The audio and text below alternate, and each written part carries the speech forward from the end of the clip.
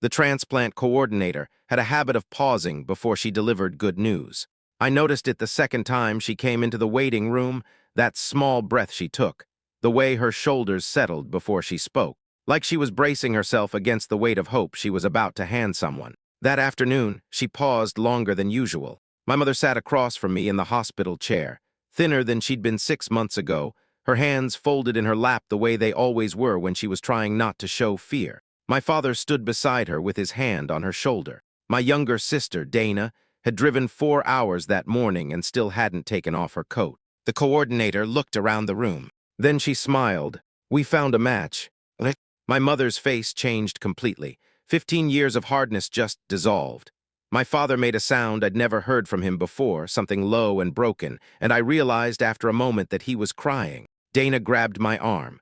The room felt suddenly warmer, like someone had turned something on. Then the coordinator turned. She looked directly at my wife, who was sitting quietly in the corner chair where she always sat, slightly apart, slightly to the side, as if she had learned long ago not to place herself at the center of my family's story. "The donor," the coordinator said, "is her." The silence that followed was a different kind than the silence before. Before, it had been the silence of waiting. This was the silence of a room full of people suddenly confronted with something they didn't know how to process. My mother stared at my wife. My father's hand slipped from my mother's shoulder. Dana, still gripping my arm, went very still. And my wife, Claire, sat with her hands folded in her own lap, her expression unreadable, her eyes calm in that way that had always unsettled my family and always steadied me. I thought about the first Christmas she wasn't invited to. I thought about the birthday party where my mother introduced her to a distant cousin as Nathan's wife. You know, the teacher. I thought about the 15 years of family dinners where Claire sat at the far end of the table and quietly passed dishes to people who forgot to thank her. My parents had spent 15 years making it very clear that Claire wasn't family. Now the only reason my mother might survive was the woman they had never accepted. But to explain how we arrived in that waiting room, I need to go back to a Sunday afternoon, 11 years before the diagnosis, to the day I told my parents I was going to marry her. My parents' house had a particular quality of light in the late afternoon. It came through the west-facing kitchen windows in long horizontal bars and made everything look slightly more serious than it was. The countertops, the table, the faces of whoever happened to be sitting there when my father had something to say. He had something to say that afternoon. I'd driven out from the city specifically to tell them before the official announcement. Claire and I had been together 3 years. We were ready. I thought genuinely, with the particular blindness of a 32-year-old man who had spent his whole life being loved by these people, that they would be happy. My father listened to everything I said. Then he picked up his coffee cup, looked at it, and set it back down. "She doesn't bring anything to the table, Nathan." He said it simply, the way you might say the weather had turned or the market was slow. A fact, not cruel, just stated. "She's a school teacher," my mother added from the other side of the table. She said it without malice either, which was somehow worse. "A public school teacher, she doesn't have connections. She doesn't have resources. When we were building the business, your father and I." "I'm not marrying her to build the business," I said. "You say that now?" My father finally looked up. "But you're 32, you'll be 50 before you know it, and then 60. And then you'll be sitting where I'm sitting and you'll understand that life is not just about feelings, Nathan. It's about who you can build something with. I can build something with Claire. She brings nothing," he said again, flat, final. I looked at my mother. She looked back at me with an expression that wasn't quite apology and wasn't quite agreement. Something in between that I didn't know how to read then and still don't entirely. "She's a good person," I said. "She's the best person I've ever met." "Good people are everywhere," my father said. "That's not a qualification." I drove back to the city that evening with the windows down even though it was November. I didn't call Claire right away. I sat in the parking garage of our apartment building for 20 minutes, trying to decide what I believed about the people who raised me. I had always known my parents were practical. I had always known they were calculating in the way that immigrants who built something from nothing sometimes become calculating, because they remembered what it felt like to have nothing, and they never wanted to go back. I respected that about them. I had always respected that about them. But sitting in that parking garage, I understood for the first time that their practicality had a limit, that it stopped somewhere before compassion, that they could look at the woman their son loved, genuinely, quietly, deeply loved, and see only what she didn't have. I went upstairs and asked Claire to marry me that same night. She said yes before I finished the sentence. The wedding was not a disaster. That's the honest way to describe it. It was not a disaster. It was simply cold in the specific way that a gathering can be cold when several of the people present have decided, quietly and without announcement, not to fully participate. My parents came. They dressed well. They sat in the front row. In the photographs from that day, they looked like parents at a wedding, composed, present, performing the role with technical precision. What the photographs don't show, my mother did not hug Claire when she arrived at the venue in her dress. She looked at her, nodded once, and said, "You look nice." Then she turned to speak to someone else. My father did not give a toast. He had agreed to give one. 2 days before the wedding, he called me to say he had decided it wasn't necessary. "It's a small gathering," he said. "People don't need speeches." During the reception, my mother sat with her own friends at the far end of the room and did not once walk across the floor to sit with Claire's family, who had come from out of state and didn't know anyone. Claire's mother, a warm woman named Patricia who laughed easily and touched your arm when she talked to you, spent most of the evening at the bar with Dana, who at least had the grace to be embarrassed by her own parents. I watched all of this happen. I made excuses to Claire's family. I told myself it would get better once they actually knew her, once they saw who she was over time. I believed that. I want to be clear that I genuinely believed it. I was wrong. The pattern that established itself over the following years was so consistent that it eventually stopped feeling like individual incidents and started feeling like weather. Something you didn't choose, something you adjusted to, something you learned to dress for. Thanksgiving, Claire would spend 2 days cooking. My mother would arrive, survey the table, and comment on what was missing. Not what was there, what was missing. No cranberry sauce this year, as if the dish hadn't been sitting 6 inches to her left. Christmas, gifts were distributed with a system so transparent it was almost impressive. My parents brought wrapped presents for Dana's children, for Dana's husband, for me. For Claire, there was usually something generic, a candle, a box of chocolates placed slightly apart from the other gifts, like an afterthought that had been wrapped out of obligation. Family meetings, the ones about the business, about financial planning, about decisions that would affect the family's future, were held without Claire. Not secretly, openly. My father would call and say, "Come Sunday, we're going over the accounts." And the invitation extended to Dana's husband, who had been part of the family for 4 years and had no involvement in the business, but not to Claire, who had been my wife for going on a decade. When I brought this up, my father said, "These are family matters." "She's my wife," I said. "Yes," he said, and that was the end of the conversation. Claire knew, of course she knew. She had known since the wedding, probably since before, since the engagement dinner where my mother had spent most of the evening speaking to me and Dana, and almost none of it speaking to her. Claire was perceptive in the way that people who grow up watching carefully become perceptive. She noticed everything. What I came to understand, slowly and with some shame, was that her noticing everything and never saying anything was not passivity. It was a choice. She had decided, somewhere in those early years, in some internal conversation I wasn't present for, that she was not going to become someone who created scenes, who kept score out loud, who made me choose in public the way my parents were always quietly forcing me to choose. She was going to show up. She was going to be present. She was going to be exactly who she was. And she was going to let the record speak for itself. At the time, I found this admirable. Later, when I understood the full cost of it, what it takes to absorb 15 years of small diminishments and keep showing up, keep cooking, keep wrapping gifts, keep passing dishes to people who don't thank you, I found it something closer to extraordinary. But that understanding came later. In those years, I was still telling myself the story that families work themselves out. That time softens people. That eventually my parents would see what I saw. I kept waiting. The pattern kept continuing, and Claire kept showing up anyway. Here is what my parents never understood about Claire, because they never tried to. She had grown up in a house where money was always slightly uncertain. Her father had worked in logistics, decent work, steady enough, but not the kind of work that leaves a cushion. Her mother had taught elementary school for 30 years. They were not poor. They were not struggling.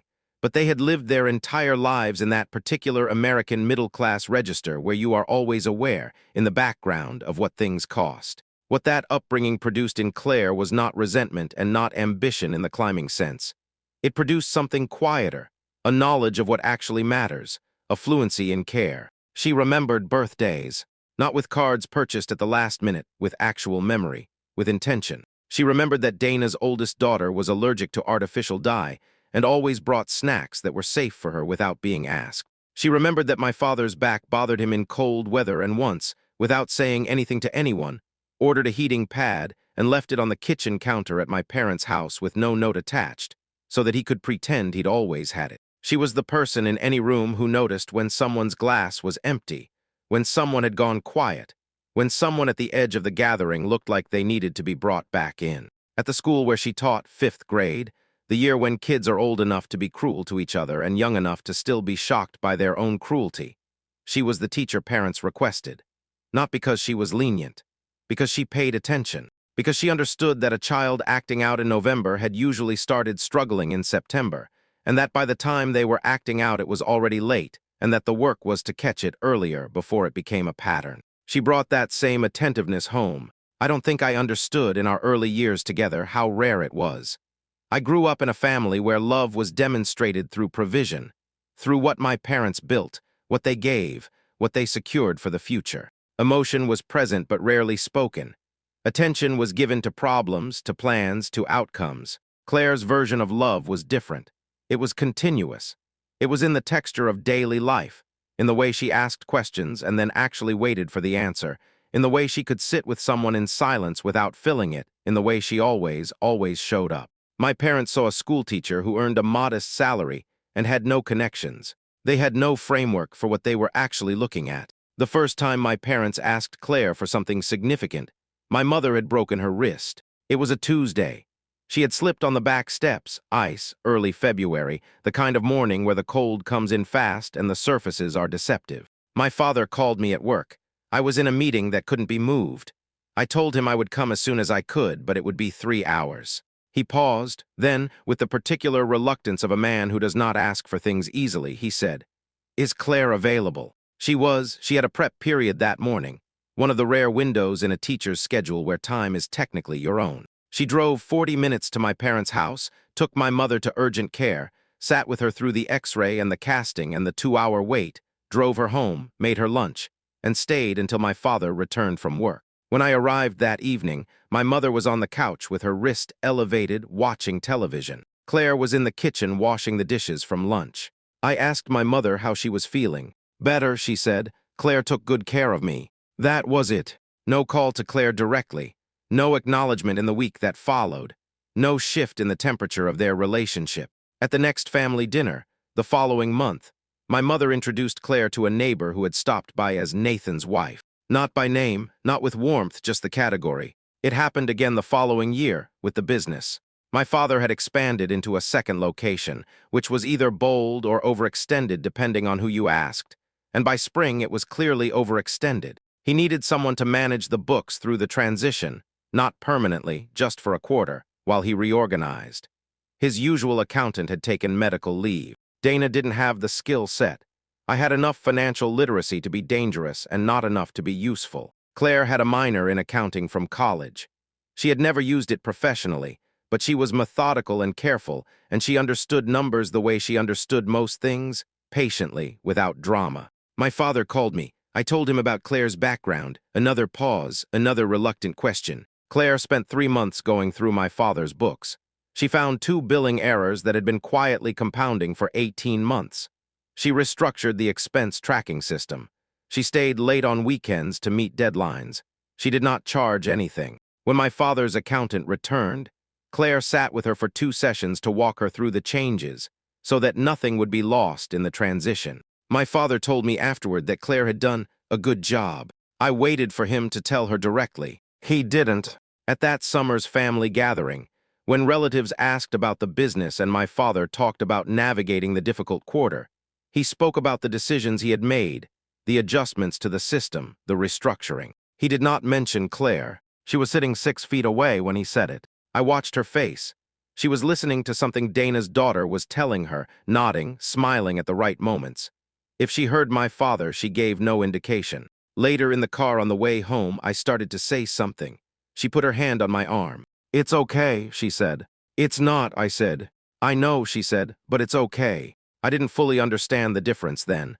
I think I do now. It's okay didn't mean it was acceptable.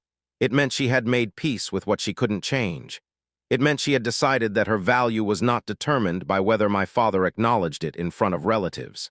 It meant she was choosing, again, not to let their diminishment define her. I found this admirable and heartbreaking in equal measure. The years accumulated. There was the summer my father's car needed to be driven across 3 states when he had hip surgery and couldn't travel alone, and Claire arranged her entire vacation schedule around it without complaint. There was the winter Dana had her 3rd child and was overwhelmed, and Claire drove over twice a week for 6 weeks to help with the older kids, the cooking, the errands, filling a gap that my parents, who lived closer, somehow never quite filled. There was the year my mother had a minor procedure and needed someone to stay overnight at the house for recovery monitoring, and my father called Claire because I was traveling and Dana had her hands full, and Claire said yes immediately, moved her Friday plans, and spent the night in my parents' guest room, the room that had never quite been set up for guests, the room with the spare boxes still in the corner and the curtains that didn't fully close.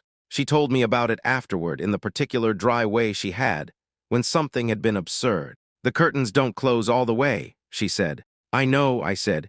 "They've had those curtains since I was 12. "The box spring squeaks," she said. "I know. Your mother left a post-it on the coffee maker with instructions on how to use it." I looked at her. "She's had that coffee maker for 8 years," Claire said. "I know." She was quiet for a moment. Then she laughed, a real laugh, slightly exhausted, slightly rueful, the laugh of someone who has decided that absurdity is at least something to find funny. "They're never going to change, are they?" she said. It wasn't really a question. "I don't know," I said, because I still couldn't bring myself to say no. She nodded, reached over and squeezed my hand. And that was the end of the conversation. What I couldn't say, what I didn't say, what I should have said long before that moment. That I saw what it cost her, that I understood by then the full arithmetic of what she gave and what she received, that the people she kept showing up for had never once, in 15 years, looked at her and said the words she had earned 1,000 times over. "You are family." She never heard it. Not once. She kept showing up anyway. My mother's kidneys had been failing quietly for 2 years before anyone knew. That's the thing about chronic kidney disease in its earlier stages. It doesn't announce itself. There's no dramatic moment, no sudden collapse. It moves the way water moves through stone, slowly, invisibly, by degrees so small that each individual day feels normal. By the time the symptoms become undeniable, the damage is already significant. She had been tired. We all noticed, but tiredness has 1,000 explanations, and my mother was 67 and had spent 40 years running a household and helping run a business, so tired seemed reasonable. She had been retaining fluid, her ankles, her hands. She'd mentioned it to her doctor, who had ordered some tests, who had referred her to a specialist, who had ordered more tests. My father called me on a Wednesday evening in October. "Your mother has something wrong with her kidneys," he said. That was how he started the conversation. Not easing into it, not building to it. Just, "Your mother has something wrong with her kidneys." My father had always communicated difficult information this way, directly, flatly, as if bluntness was a form of respect. "How serious?" I asked. A pause, longer than his usual pauses. "Serious," he said. The diagnosis was stage 4 chronic kidney disease, advancing toward stage 5. The nephrologist, a careful, precise woman named Dr. AITAH, who had a habit of explaining things twice, in 2 different ways, to make sure you understood, sat with my parents, and then with all of us, and explained what the numbers meant. Stage 5 meant dialysis. It meant managing a body that could no longer manage itself. It meant 3 sessions a week, 4 hours each, a machine doing the work that 2 organs had stopped being able to do. It was survivable. People lived on dialysis for years, but the quality of life was significantly diminished, and for a woman of my mother's age and overall health, the long-term prognosis on dialysis alone was not optimistic. The better option, the option that Dr. AITAH presented with measured hope, the kind of hope that doctors learn to calibrate carefully so it doesn't collapse people when reality arrives, was a transplant, a kidney transplant. A living donor, ideally, which produced better outcomes than a deceased donor. A match that was compatible, blood type, tissue markers, a battery of compatibility tests that would determine whether one person's kidney could survive and function inside another person's body. "What are the chances of finding a match?" I asked. Dr. AITAH looked at me steadily. "It depends on the family," she said. Living-related donors have higher compatibility rates. We'd want to start testing family members first. My father's jaw was set in the way it set when he was holding something in. My mother was looking at her hands. Dana was sitting beside me, and I felt her shift her weight in the way she did when she was frightened and trying not to show it. We drove home that evening mostly in silence. Claire sat in the passenger seat. At some point she reached over and put her hand on mine where it rested on the gear shift, and she left it there for the rest of the drive without saying anything. The testing began the following month. My father went first. He was pragmatic about it, made the appointment, went alone, received the results without ceremony. He called me afterward. Not compatible, he said. Blood type. My father is type A, my mother is type B. The mismatch was fundamental. He wasn't a candidate. Dana went next. She drove out from the city, spent 2 days being evaluated, and came back looking like she had been wrung out and hung to dry. The blood type was compatible. Dana is type B, like my mother. But the tissue cross-match came back positive, which meant her immune system markers and my mother's were incompatible in a way that would likely cause rejection. She wasn't a candidate either. I went third. I already knew, in some technical sense, that my odds were limited. I am type O. I'm a universal donor in the sense that type O blood can be given to anyone, but kidney donation involves more than blood type. It involves a complicated lattice of tissue markers and antibody responses that don't follow the same rules. Dr. Acker's team ran the full panel. The cross-match was borderline, not positive enough to be an automatic disqualification, but not negative enough to proceed without significant risk. Dr. Acker explained it carefully, twice, in 2 different ways. The risk of rejection was too high to recommend proceeding. I was not a candidate. We sat with this for a week. My father started researching the deceased donor registry, the wait lists, the statistics. The average wait time for a kidney through the National Registry is 3 to 5 years. For a patient of my mother's age and health status, 3 to 5 years on dialysis carried its own compounding risks. My mother started dialysis. 3 times a week, she and my father drove 40 minutes to the clinic, where she sat in a chair for 4 hours while a machine filtered her blood. She lost weight. She lost color. She was exhausted in a way that sleep didn't repair. Dana suggested extended family. There were cousins, an aunt, a family friend who had offered, quietly, privately, that if testing would help, she was willing. Dr. Acker's team tested 4 additional people over the following 2 months. None of them matched. The hope that had been present in those early weeks, structured, cautious, but present, had begun to thin. My father, who was not a man given to visible emotion, started looking older. Not just tired. Older, as if the situation was using him up. Dana cried in the parking lot of the hospital after my mother's 4th dialysis session. I sat with her in her car for half an hour while she tried to pull herself back together. And I didn't say anything useful because there wasn't anything useful to say. My mother, for her part, had gone quiet in a way I didn't recognize. She had always been a woman of opinions, of observations, of commentary on everything from the neighbors to the news to the way I was managing my career. The dialysis hadn't taken that away entirely, but it had turned the volume down. She sat more. She spoke less. She watched things. One evening, I arrived at my parents' house after a dialysis day and found her sitting in the kitchen with a cup of tea she hadn't drunk, looking out the window at the backyard where nothing in particular was happening. I sat down across from her. "How are you feeling?" I asked. She was quiet for a moment. "Tired," she said, then, "Nathan." "Yes." She looked at me, her face was doing something complicated. "I'm not afraid of dying," she said. "I want you to know that. I'm afraid of—" She stopped, started again. "I'm afraid of leaving your father alone. He doesn't know how to be alone." I didn't say anything.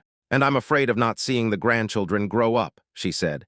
"Dana's children, and yours if—" She stopped again. Claire and I had talked about children. The conversation had been complicated in ways that weren't entirely medical. I hadn't told my parents the details of those conversations. "We're still looking," I said. "For a donor, there are still options." My mother nodded slowly. She picked up her tea, realized it had gone cold, set it back down. "I know," she said. But the way she said it carried the particular weight of someone who has started to make peace with a situation they cannot control. I drove home that night with the windows up, which I almost never did. The call came on a Thursday morning in March. I was at work. My phone rang, and it was the transplant coordinator, a woman named Helen who had been managing my mother's case since the beginning, and who had a voice that was professionally warm in the way of someone who delivers news in both directions, and has learned to hold steady through all of it. "We'd like to bring the family in," she said. "We have some results we want to discuss in person." In person, not over the phone. That meant something. I didn't know yet if it meant something good or something bad. I told her we'd be there the following day. I called Claire immediately after. "Helen called," I said. "She wants us in person tomorrow." A pause. "Okay," Claire said. Her voice was even. "I'll clear my afternoon." I spent the rest of the workday unable to concentrate on anything. I ran the possibilities. I didn't know what results Helen had. I didn't know whose results. Claire had submitted to testing 6 weeks earlier, quietly, without announcement, without telling my parents. She had mentioned it to me simply one morning over coffee. I called the transplant center. "I'm going in for evaluation next week." I had looked at her for a long moment. She had looked back at me over her mug with an expression that said she had already made the decision and wasn't asking for permission or discussion. I had nodded. She had gone. She hadn't told me the results because she didn't know them yet. The evaluation process took time. And then we had both, I think, decided without discussing it not to mention the possibility to my parents until there was something definite to say. Now Helen wanted us in person. I barely slept that night. We arrived at the hospital at 2 in the afternoon. My parents were already there, my father standing near the window in his coat, my mother in the chair closest to the door, Dana beside her. They looked up when Claire and I walked in. My mother's eyes went to Claire briefly, then back to me. My father nodded. Helen came in 7 minutes later. She was carrying a folder. She set it on the table and looked around the room with the measured calm of someone who has learned that the seconds before news arrives matter as much as the news itself. Then she smiled, and the quality of the smile, I had been watching her face for months. I knew her professional expressions by now was different.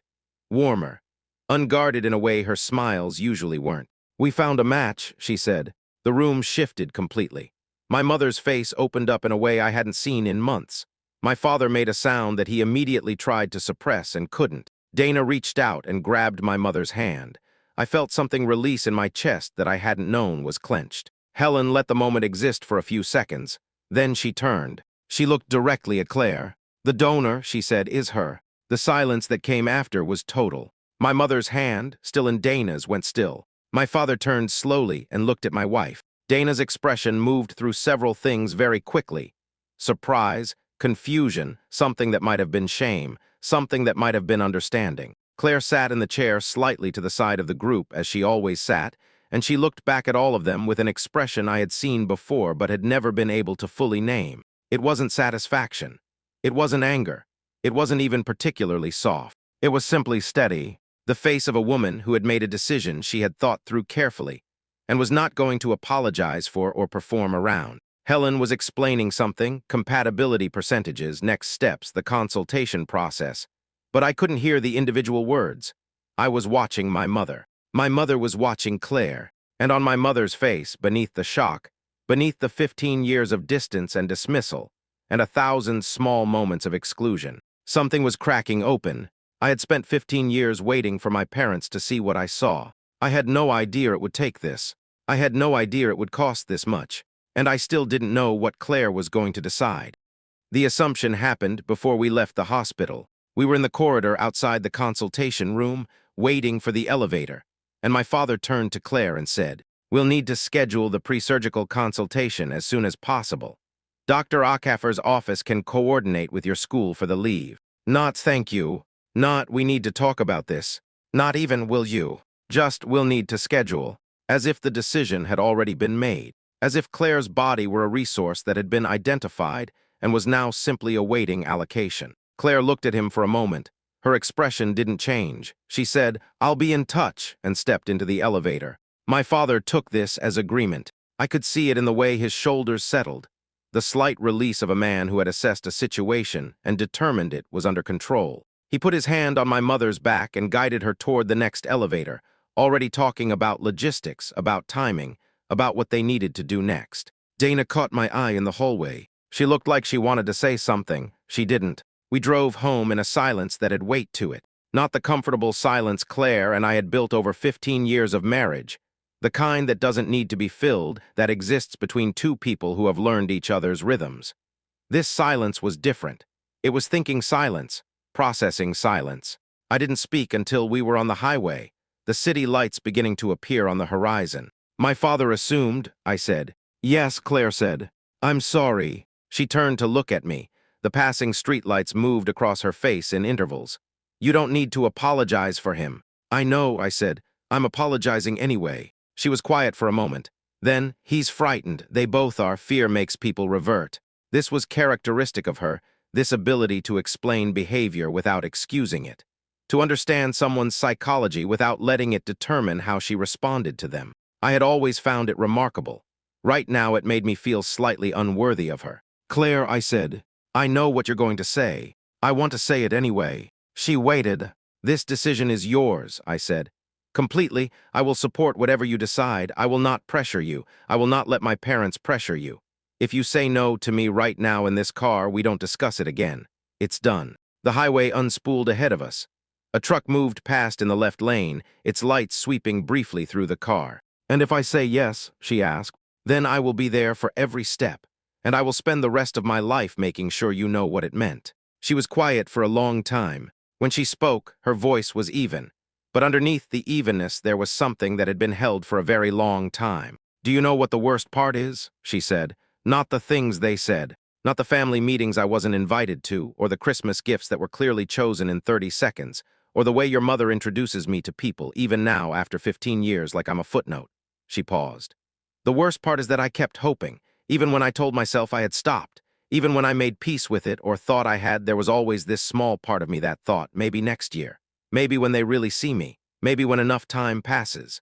She stopped. I wasted a lot of energy on that hope. I didn't say anything.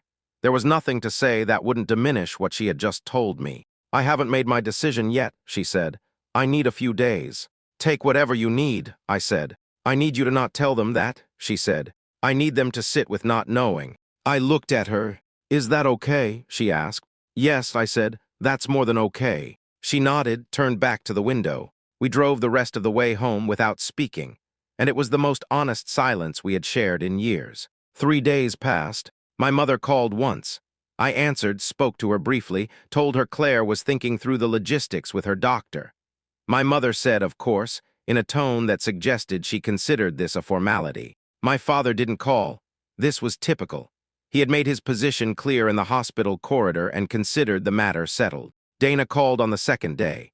She was different on the phone than she had been in recent years, quieter, less certain of herself. She asked how Claire was doing, not how the situation was progressing, how Claire was doing. I've been thinking, Dana said. About what? A pause, about a lot of things. Another pause. Nathan, I knew what Mom and Dad were doing all those years. I didn't say anything. I told myself it wasn't my place, that it was between them and Claire. She stopped. That was a coward's answer. Yes, I said, it was. She absorbed this without pushing back. I know, I'm sorry. It was the first time anyone in my family had said those words in relation to Claire. It was 15 years too late. It was also real. Tell her, I said, not me, tell Claire. Dana called Claire that evening. I don't know exactly what was said. Claire came to find me afterward in the kitchen and said Dana called, with an expression that was carefully neutral, but had something behind it that looked like the very early stages of something thawing. How was it? I asked.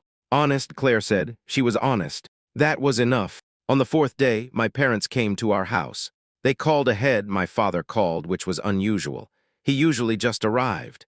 The act of calling felt like an acknowledgement that something had shifted, that they were on different ground than they were used to. They sat in our living room, my mother on the couch, my father in the chair by the window, Claire and I across from them. The afternoon light came through the windows at a low angle. It was March still, the light thin and pale, the kind that illuminates without warming. My mother started to speak. She said, we are hoping. Claire said, I'd like to say something first. My mother stopped. My father looked at Claire. Claire looked back at him with the same steady expression she had worn in the hospital corridor, unhurried, clear-eyed, decided. I've been part of this family for 15 years, Claire said. And for 15 years I have felt that I was tolerated rather than accepted. I have helped when asked. I have shown up when needed. I have tried many times in many ways to build something real with you. And I have been made to feel consistently and repeatedly that I was not enough, that I didn't belong, that this, she gestured, a small, precise gesture that took in the room, the house, the life Nathan and I had built, was separate from the family, not part of it. The room was very quiet. My mother's hands were in her lap. "I am not saying this to punish you," Claire continued. "I am saying this because if we are going to have any kind of real conversation, I need you to understand what the last 15 years have felt like. Not as a complaint, as a fact." She looked at my father, then at my mother. "The Christmas I spent 3 days cooking for a dinner where your first comment was about what was missing from the table. The winter I managed your accounts for 3 months, and you didn't mention my name when you talked about it in front of the family. The night I slept in your guest room with the curtains that don't close because you needed someone there and I was the one who came. The birthday parties where your grandchildren received wrapped presents and I received a candle." Her voice didn't waver. "I am not keeping score. I am not listing these things because I want an accounting.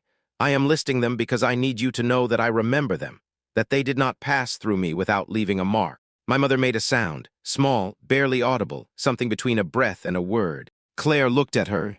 "I know you love Nathan," Claire said. "I know you love your family. I know that what you wanted for him came from a real place, from fear, from ambition, from wanting to protect what you built. I understand that. I have never hated you for it." A pause. "But love is not just wanting good things for someone. Love is also who shows up, who stays, who keeps coming back even when they're not asked, even when they're not wanted, even when it would be easier to stop." She let that sit. Then she said, "I haven't made my decision yet, but I needed you to hear this before I did." My father was looking at his hands. My mother was not making any effort now to hold her expression together. The tears were slow, deliberate, the tears of someone who has been very controlled for a very long time and has reached the end of their control. She said, "Claire." Claire waited. "I don't," my mother stopped, started again. Her voice was different than I had ever heard it. The authority was gone. The certainty was gone. What was left was something smaller and more honest. "I don't know how to, I have never been good at." She stopped again. "I know," Claire said, simply without harshness. My mother looked at her for a long moment. Then she said very quietly, "I'm sorry." 2 words, 15 years late. The room held them like they were something fragile. My father raised his head. He looked at Claire with an expression I had never seen on him before, not in 35 years of being his son. It was the expression of a man who has spent his entire life being certain and has arrived, finally, at the limits of certainty. "I am sorry," he said. His voice was rough. "We were wrong about you. We were wrong from the beginning, and we didn't stop being wrong. He shook his head. "We kept going." Claire looked at both of them. She didn't say it's okay. She didn't say I forgive you. She didn't offer them the quick absolution that would have let everyone off the hook too easily. She said, "Thank you for saying that." And then the room was quiet again. Outside, a car passed. Somewhere down the street, someone's dog was barking at something. The thin March light shifted slightly across the floor. I sat beside my wife and I thought, whatever she decides, it will be right. Whatever she decides will be the truest thing anyone in this family has ever done. I waited. We all waited. And Claire sat with the weight of 15 years and one impossible question, and she didn't answer it yet. Word travels in families the way water travels through soil, sideways, along invisible channels, finding paths you didn't know existed. Within 48 hours of my parents' visit to our house, Dana had called both of my mother's sisters. One of my father's cousins, a man named Robert who had known my parents since before I was born, who had been at their wedding, who my father respected in the particular way he respected people who had built things from nothing, called my father directly. I don't know exactly what Robert said. My father never told me verbatim. What I know is that afterward my father sat in his study for 2 hours with the door closed, which was something he did only when he was reckoning with something he couldn't solve by moving forward. My mother's sister Margaret came to the house. She and my mother sat in the kitchen for 3 hours. I know this because my mother called me afterward, and her voice had the texture of someone who has been crying for a long time and has arrived somewhere on the other side of it, not recovered, but emptied out in a way that sometimes precedes clarity. Margaret said some things, my mother told me. What kind of things? A pause, honest things about what she's watched happen over the years. Another pause. I didn't know people were watching. People are always watching, I said. Families watch each other, that's what families do. She was quiet for a moment. She said Claire is the best thing that ever happened to you. I didn't respond. She's right, my mother said, very quietly, like an admission she was making to herself as much as to me. I held the phone and didn't say anything for a moment. Yes, I said finally, she is. The relatives did something else, too. Several of them called Claire directly, not to pressure her, not to lobby on my parents' behalf, to say things that should have been said years earlier and hadn't been. Margaret left a voicemail that Claire played for me once, just once, standing in the kitchen, her phone on the counter between us. Margaret's voice was warm and slightly formal in the way of someone who is choosing their words carefully because they matter. She said, "We have watched you love our family for 15 years. We have watched you show up when others didn't. We have watched you give without keeping count. We don't deserve to ask anything of you. But we want you to know that whatever you decide, you have a family here. You have always had a family here. We just didn't say it loudly enough." Claire stopped the recording. She stood at the counter for a moment with her hand flat on the surface. Then she said, "I've made my decision." I looked at her. "I'm going to do it," she said. The words were simple. Her voice was steady. There was no drama in the way she said it, no ceremony, no grand announcement. It was the same voice she used to tell me she had scheduled a dentist appointment or picked up groceries on the way home. This was characteristic of her, I had come to understand. The bigger the decision, the quieter she became. The more certain she was, the less she needed to perform the certainty. "Are you sure?" I asked. "Yes." "Tell me why," I said, not because I doubted her, because I wanted to understand, because I thought I would need to carry the answer with me for the rest of my life. She thought about it for a moment. "Not for them," she said. "I want to be clear about that, not because they apologized, not because the relatives called, not because your father looked at his hands and felt bad. Those things matter, but they're not the reason." "Then what is?" She looked at me. "Because I would have to live with the alternative, because your mother is a person, whatever else she is. Because I am not going to let 15 years of being treated badly turn me into someone who is capable of watching a person die when I could have helped." She paused. "That's not who I am, and I am not going to let them take that from me too." I crossed the kitchen and put my arms around her. She leaned into me for a moment, just a moment, solid and real. Then she pulled back and said, "Call Dr. Acker's office. Let's get the timeline started." I called my parents that evening. My father answered. I told him Claire had made her decision. A silence then, and, "She's going to do it," I said. What happened on the other end of the phone is something I have thought about many times since. My father, a man I had heard cry exactly once before that year, at his own father's funeral, briefly, and with evident shame, made a sound that I can only describe as a man setting down something very heavy that he has been carrying for a long time without admitting it was heavy. He said, "Tell her," he stopped. "Tell her." He couldn't finish the sentence. "I'll tell her," I said. He composed himself.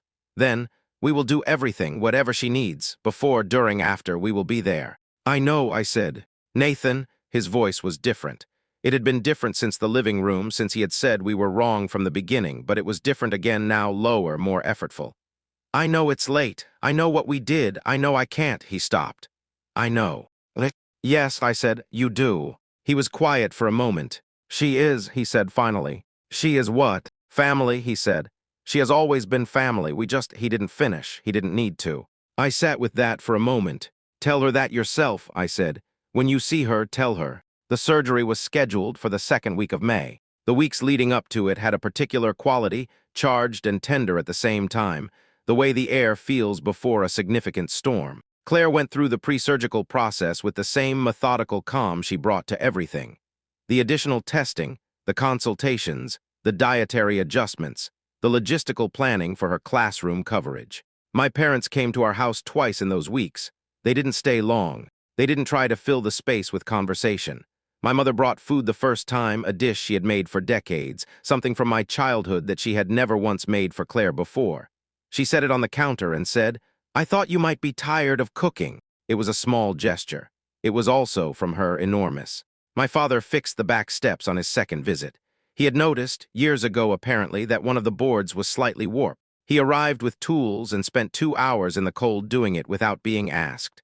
When he was done, he knocked on the back door to let us know he was leaving. Claire opened the door and looked at the steps and then at him. "Thank you," she said. He nodded. He looked like he wanted to say something more. He didn't yet have the language. He was working toward it. I could see him working toward it, but the language wasn't there yet. Some distances close quickly, some close slowly, some close in the operating room at 8 in the morning when a surgeon makes an incision and a family holds its breath. The morning of the surgery, I woke at 5. Claire was already awake, sitting at the kitchen table with coffee she wasn't drinking. I sat across from her in the early dark, the house quiet around us, and we didn't talk about the surgery or the kidney or my parents or 15 years of anything. We talked about small things. Her classroom. A student she was worried about, a boy named Marcus who had been struggling since January, who she had been staying late twice a week to help. She talked about him with the particular focus she always brought to her students.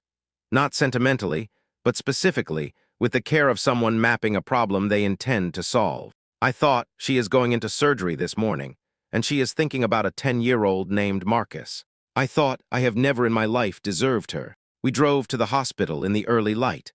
My parents were already in the waiting area when we arrived. They had come at 6:30, an hour early, and were sitting together in the corner, my father with his coat still on, my mother with her hands folded. They looked up when we walked in. My mother stood. She crossed the room in a way I had not seen her move in months. Purposeful, direct. None of the careful energy conservation of someone managing a sick body. She walked to Claire, and she stopped in front of her, and she looked at her. I have wanted to say something to you, she said, for a very long time, and I kept not saying it because I was too proud, or too certain I was right, or she shook her head. Too many things that I shouldn't have been. She took a breath. You have been more of a daughter to this family than I gave you any reason to be, and I am sorry, I am deeply sorry, and I know that. Her voice broke. Claire put her hand on my mother's arm. I know, Claire said. I should have said it years ago, my mother said. Yes, Claire said, gently. You should have. My mother nodded. She reached up and covered Claire's hand with her own. They stood like that for a moment, two women on either side of 15 years, finding each other at last in a hospital waiting room with bad lighting and chairs no one wanted to sit in. Then Claire said, I need to go check in. My mother let go of her hand. My father stepped forward. He was not a man who hugged easily. He extended his hand. Then, after a moment, seemed to decide that was insufficient and put his arms around Claire briefly, stiffly, with the uncoordinated sincerity of someone doing something for the first time. Claire accepted it. She patted his back once, twice. Then she turned to me. Walk me to check-in, she said. Every step, I said. The surgery took 4 hours and 11 minutes. I know this because I watched the clock for all of it. Because there was nothing else to do in that waiting room. Because my father had brought a newspaper he didn't read. And my mother had brought her phone she didn't look at. And Dana had driven up that morning and was sitting beside me with her shoulder pressed against mine the way she used to sit beside me when we were children, and one of us was frightened. At one point, my mother reached across and took my hand. She held it for the rest of the surgery. I let her. The surgeon came out at 12:43. He was a tall man named Dr. Brennan who moved with the particular economy of someone who does not waste motion. He scanned the room, found us, walked over. Everything went well, he said. Your mother is in recovery, the kidney is functioning, early indicators are very positive. My father closed his eyes. Dana made a sound and immediately pressed her hand over her mouth. My mother, who had been the one waiting, the one whose body had been the crisis, the one we had spent months circling our fear around, started to cry with an expression of such naked relief that it was almost difficult to look at directly. And Claire, I asked. Stable, he said. She did well. She'll be in recovery for a couple of hours and then we'll move her to a room. You can see her this afternoon. I nodded. I kept nodding for several seconds after I needed to. Thank you, I said. He nodded back and walked away, already moving toward the next thing, the next family, the next room where someone was waiting to know if the person they loved was going to be all right. Claire's recovery room was on the 4th floor. When I walked in that afternoon, she was awake. Barely, the anesthesia still pulling at the edges of her consciousness, her voice slightly thick. She looked at me when I came in and said, with the careful enunciation of someone working around medication, How is she? Good, I said. Really good. They said the kidney is functioning. Claire closed her eyes for a moment. Something moved across her face, not quite a smile, but close. Something settled. Good, she said. I sat in the chair beside her bed. I took her hand. Marcus, she said after a moment. What? Can you call the school tomorrow? Let them know I'll be out longer than I need to make sure Marcus. Claire, I said, I'll handle it. He needs someone to. I'll handle it, I said, I promise. She relaxed slightly. Her grip on my hand shifted from effortful to simply present. Okay, she said. She slept. I sat with her hand in mine and listened to the sounds of the hospital, the intercom, the cart wheels in the hallway, the murmur of conversation from the nurse's station, and thought about the long distance between 15 years ago and today, and how strange it was that love could travel that distance and still be recognizable at the other end. My mother was discharged 3 weeks after the surgery. Her recovery was longer, she was older, her body had more to process. The adjustment to the new kidney required careful monitoring and medication management. But the trajectory was good. Steadily, measurably good. She called Claire during the recovery. Not every day, 3 or 4 times a week. At first, the calls were short, updates, questions about the recovery process, practical things. Over time, they became longer, less structured, more like conversations between two people who were finding, carefully and without rushing, what they had to say to each other. I did not listen to these calls. I don't know everything that was said. What I know is what I could see, that my mother started asking about Claire's students by name, that she remembered which one was struggling and asked for updates, that she started referring to them as your kids. Not in the possessive, slightly dismissive way she had always spoken about Claire's work, but with something that sounded like genuine interest. My father changed differently. He was not a man who changed through conversation. He changed through action, through adjustment, through the slow recalibration of behavior that is sometimes the only way certain people know how to say I was wrong. He started showing up differently. He asked Claire's opinion at family dinners, not about the business, not because he needed her expertise, but about ordinary things. What she thought about a neighborhood restaurant, whether she'd read a book someone had mentioned, her opinion on something in the news. Small inclusions, consistent ones. At the first Thanksgiving after the surgery, my mother made the cranberry sauce herself and set it on the table without comment. It was the first time in 15 years she hadn't mentioned what was missing. The apology, the full one, the one I had been waiting for without knowing I was waiting for it, came 18 months after the surgery. We were at my parents' house for Sunday dinner. Nothing special. Dana's kids running through the yard. My father on the back porch watching them with the particular contentment of a man whose family is intact and who understands now, in a way he didn't before, how fragile intact is. My mother asked Claire to stay after dinner to help with something in the kitchen. I knew this was deliberate. My mother had never asked Claire to stay for anything in 15 years. I stayed out of the kitchen. I don't know the full conversation. Claire told me some of it later in pieces over the following days. My mother said, I have been trying to find the right words for a long time. I don't think there are right words, but I want to try. She said, I was wrong about you from the beginning. I looked at what you didn't have instead of who you were. I made you feel unwelcome in your own family for 15 years, and you stayed. You kept showing up. You kept giving. And then when we needed something we had no right to ask for, you gave that too. She said, I don't know how to be your mother. I don't know if that's even something you want. But I would like to try. If you're willing, I would like to try to be less late than I already am. Claire told me that she stood in my mother's kitchen for a moment after that. Then she said, I would like that. And my mother said, I'm going to call you my daughter, not my daughter-in-law, my daughter, if that's all right. And Claire said, it's all right. Several years passed. The way years pass when things are slowly, imperfectly getting better. Not in a straight line, not without setbacks, not without the occasional dinner where old habits surface briefly before someone catches themselves. Families don't transform. They adjust. They develop new patterns over old ones, the way a river shifts its course over time, not all at once, not dramatically, but definitively. My mother's health stabilized. She had limitations. She would always have limitations. The management of a transplanted kidney is lifelong. But she was present. She was at the Christmas where Dana's youngest took her first steps. She was at the school play where one of my father's favorite students performed. She was at the Sunday dinners that had started happening more regularly now, that had taken on a different quality, warmer, less formal, more willing to be imperfect. Claire went back to teaching. Marcus, the student she had been worried about in the waiting room at 5 in the morning the day of her surgery, turned out fine. Better than fine. She mentioned him occasionally with the quiet satisfaction of someone who had seen a problem through. The scar from the surgery was small. She showed it to me once, in passing, the way you might point out something unremarkable. I looked at it for a moment longer than she did. The question came on a Sunday afternoon in autumn. Dana's youngest daughter, she was 5, with the particular confidence of a child who has grown up in a family that has slowly learned to be louder with its love, was sitting on the back steps with my wife. She had seen my mother hug Claire when she arrived that afternoon.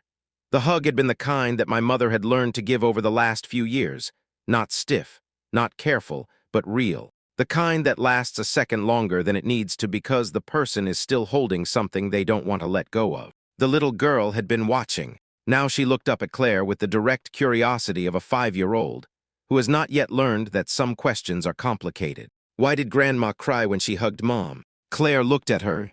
The afternoon light was gold and low, the kind of autumn light that makes everything look like it has been chosen specifically. The yard was scattered with leaves.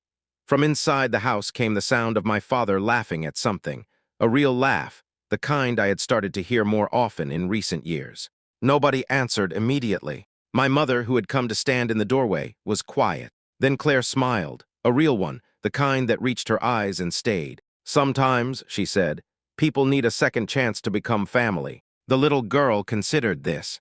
Then she nodded, apparently satisfied, and went back to whatever she had been doing. My mother stood in the doorway for a moment longer. Then she went back inside. I watched my wife on the back steps in the autumn light. This woman who had shown up for 15 years without being asked, who had given without keeping score, who had decided that her character was not going to be determined by how she was treated. And I thought about what family actually means. Not the people you are born to. Not the people who claim you at weddings and include you in Christmas photographs and introduce you correctly at dinner parties. The people who show up, the people who stay, the people who, when the moment arrives that tests what you actually believe about love, make the decision that reveals who they have always been. My parents spent 15 years saying my wife wasn't family. In the end, she was the only one who acted like it. Yet,